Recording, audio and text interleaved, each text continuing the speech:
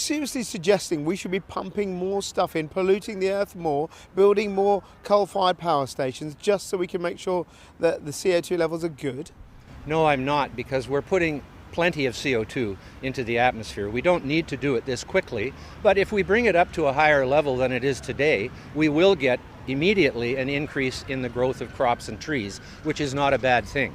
In the long run, though, it doesn't matter if we bring it down quite a bit. And so that's why I'm supportive of nuclear energy and of natural gas. This tendency to go in the rich countries to wind and solar is a giant waste of money. Those wind farms will rust in place, and there is no fun to decommission them when they either wear out or we decide how ridiculous it is to spend so much money for so little electricity that isn't even reliable. What are you saying about energy policy now to the ideas of decarbonisation to cut? Is everyone wrong? Yes, they're wrong if they are actually basing their energy policy on decarbonization.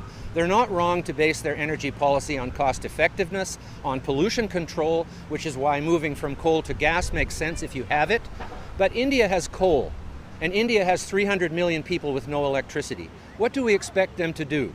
Of course they're going to build coal plants, but India is also building a lot more nuclear plants than the UK is right now, and it doesn't have the emissions of a coal plant. And China is building huge hydroelectric dams, which don't have the emissions of coal plants. So many of these countries are doing their bit without wasting all this money on wind and solar energy, which is unreliable and prohibitively expensive in the long run.